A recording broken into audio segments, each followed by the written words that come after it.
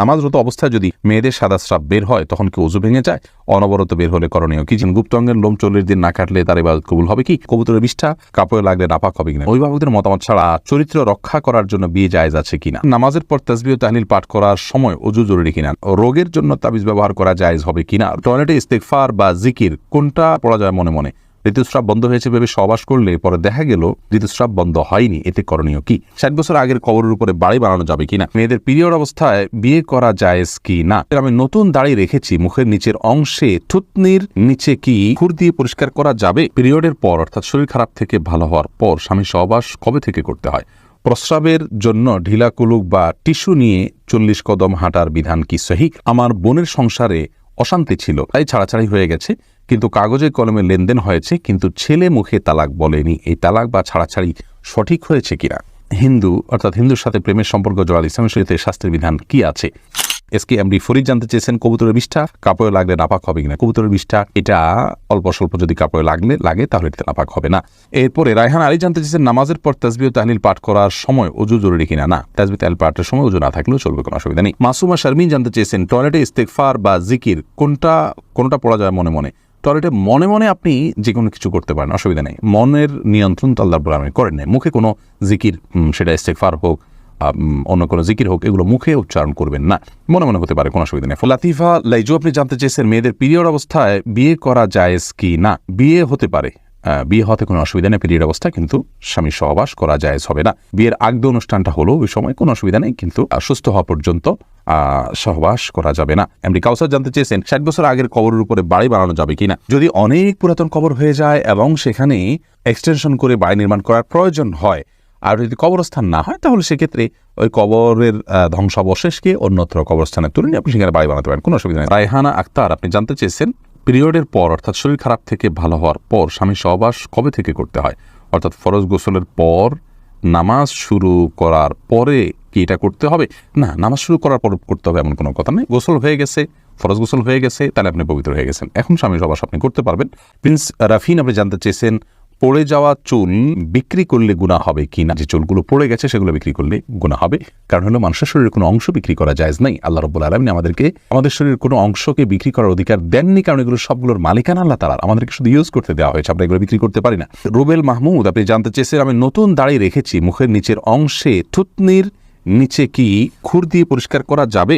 ভাই রুবেল, আপনি নতুন দাড়ি রেখেছেন, সেজন্য প্রথমে আপনাকে মোবারকবাদ জানাচ্ছি। আল্লাহ রাব্বুল আলামিন আপনাকে গুরুত্বপূর্ণ একটি আমল, এটার উপরে অটল অবিচল থাকার তৌফিক দান করুন। বিশেষ করে আজকাল আমাদের যুবক ভাইদের জন্য এই আমলটা করানো বেশি কঠিন হয়ে যায়। মুখের নিচের যে অংশ, থুতনির নিচের অংশ, এটা খুর দিয়ে আপনি পরিষ্কার করা যাবে কিনা বলেছেন। এটা পরিষ্কার করার প্রয়োজন নেই, কিন্তু যদি গলায় থাকে এগুলো আপনি পরিষ্কার করতে পারেন, এগুলো দাড়ি নয়। কিন্তু এই থুতনির কিছুটা নিচে হলে এগুলো দাড়ি। অতএব থুতনির দিকে যদি গলার দিকে চলে আসে, কিছু দূর অনেকের আসে এবং এটা বিরক্তির কারণে, তাহলে এইটুকু আপনি চাচতে পারেন। কিন্তু থুতনিতে যেগুলো থাকে, অর্থাৎ এই যে চোয়াল হাড্ডি, এই হাড্ডির উপরে এবং হাড্ডির উপরে নিচে ধারে কাছে যেগুলো আছে, এগুলো সবগুলো দাড়ি হিসাবে বিবেচ্য, এখন এগুলো কাটবেন না। তাহনিয়া আপনি জানতে চেয়েছেন ঋতুস্রাব বন্ধ হয়েছে ভেবে সহবাস করলে পরে দেখা গেল ঋতুস্রাব বন্ধ হয়নি, এতে করণীয় কি? দেখুন, হামিদ আল তাহনি ঋতুস্রাব বন্ধ হয়েছে ভেবে সহবাস করেছেন, পরে যদি দেখেছেন না আসলে বন্ধ হয়নি, তাহলে সেক্ষেত্রে ইস্তেগফার করুন, যে ভুল হয়ে গেছে, ইনশাআল্লাহ এর কারণে গুনাহ হবে না। কিন্তু জেনে শুনে ঋতুস্রাবের মধ্যে সহবাস হলে সেক্ষেত্রে হাদিসে রাসূল আকরাম সাল্লাল্লাহু আলাইহি ওয়াসাল্লাম শিক্ষা দিয়েছেন কিছু সাদকা করবেন যেন কাফারা হিসাবে, কিছু গ্রুপ দুহিদেরকে যার সাধ্য অনুযায়ী, যার সাধ্য আছে অল্প তিনি অল্প 100-200 দিলেন, আর যার সাধ্য অনেক বেশি আছে তিনি বেশি দান করে দিবেন। এটার জন্য পরবর্তীর জন্য সাবধান হতে হবে, যাতে নিজের ভুলের কারণে কোনো গুনাহে আমরা লিপ্ত না হয়ে যাই বা আমাদের দ্বারা ভুল কিছু না হয়। এরপরে সুইটি আহমদ আপনি জানতে চেয়েছেন রোগের জন্য তাবিজ ব্যবহার করা জায়েজ হবে কিনা? রোগের জন্য তাবিজ ব্যবহার করা ইসলামের শরিয়ার শিক্ষা নয়, সুন্নাহ নয়। রাসূল আকরাম সাল্লাল্লাহু আলাইহি ওয়াসাল্লাম ঝাড়ফুঁকের শিক্ষা দিয়েছেন। শুধু বাচ্চারা যারা পড়তে পারে না তাদেরকে ঝাড়ফুঁক সবসময় করা যায় না, বা করেও নিয়মিত ঝাড়ফুঁক করা যায় না, তেলাওয়াত করতে পারে না, তারা এক্ষেত্রে তাদেরকে তাবিজ দেওয়া যায় কিনা? কোরআন হাদিসের আয়াত দিয়ে, কোরআন আয়াত এবং হাদিসের দোয়া দিয়ে শুধুমাত্র, সেটাকে কোনো ওলামা জায়েজ বলেছেন। কিন্তু রাসূল আকরাম সাল্লাল্লাহু আলাইহি ওয়াসাল্লাম কাউকে কখনো তাবিজ দেননি, দিতে বলেননি। তিনি যেটা বলেছেন ঝাড়ফুঁক করা, নিজের জন্য অন্যের জন্য। অতএব তেল পোড়া, পানি পোড়া বা বিভিন্ন আয়াত তেলাওয়াত করে ফুঁক দেওয়া, এটাই হলো মূল ট্রিটমেন্ট, সেটাতে আমাদের যাওয়া উচিত, সুন্নাহ সেটাই। সঞ্জিদা তামান্না জানতে চেয়েছেন অভিভাবকদের মতামত ছাড়া চরিত্র রক্ষা করার জন্য বিয়ে জায়েজ আছে কিনা? অনেক গুরুত্বপূর্ণ প্রশ্ন, এবং এই প্রশ্নটা অনেকেই করে থাকেন। দেখুন, মেয়েদের বিয়া অভিভাবকের অনুমতি ছাড়া এটা জায়েজ আছে কিনা, এ বিষয় নিয়ে বিস্তর মতপার্থক্য আছে। ইমাম আবু হানিফা রাহমাতুল্লাহর মতে প্রাপ্তবয়স্কা মেয়ে হলে তিনি নিজের বিয়ে নিজে করতে পারেন, অভিভাবক অনুমতি ছাড়াও, যদি অন্যান্য ইমামদের মতে এবং বেশিরভাগ ইমামদের মতে এটি জায়েজ নাই। তো এক্ষেত্রে একজন মেয়ে মানুষ তার পরিবারকে বোঝানোর চেষ্টা করবেন। পরিবার যদি এতই নাছোড়বান্দা হন, সবচেয়ে বড় কথা হলো যে আপনি নিজেকে অহেতুক যৌন বিষয়গুলোকে মানুষের মধ্যে সেগুলোর প্রতি আগ্রহী করে তুলে এরকম কাজ থেকে নিজেকে দূরে রাখা উচিত।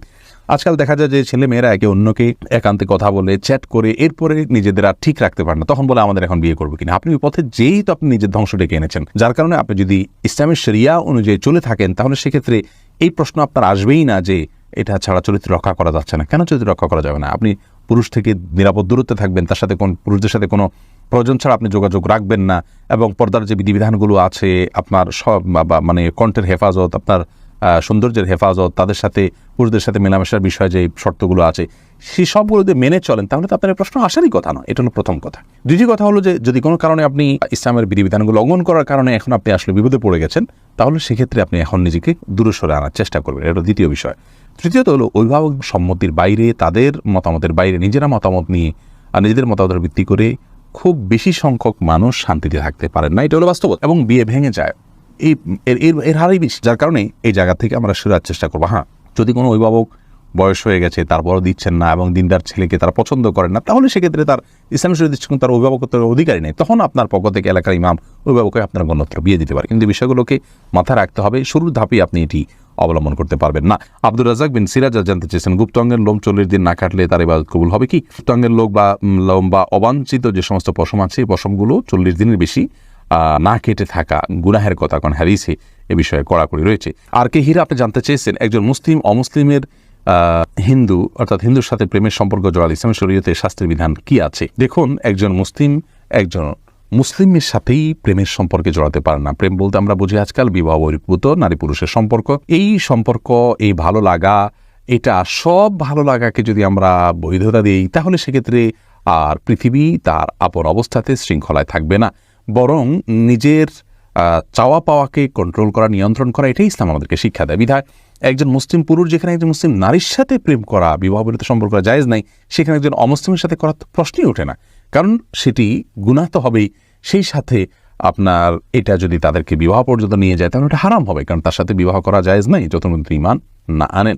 বিধায় যদি তিনি ঈমান আনেন, তাহলে ঈমান আনার পরে তাকে সরাসরি বিয়ে করবেন, কিন্তু বিবাহ বহির্ভূত প্রেম এটি জায়েজ নয়। এটি প্রতারণা এবং ভোগ ছাড়ার কিছু নেই। এখানে কোনো সামাজিক কমিটমেন্ট থাকে না, এটা অনাচারের অন্তর্ভুক্ত। রুম্পা আপনি জানতে চেয়েছেন, নামাজরত অবস্থায় যদি মেয়েদের সাদা স্রাব বের হয়, তখন কি ওযু ভেঙে যায়?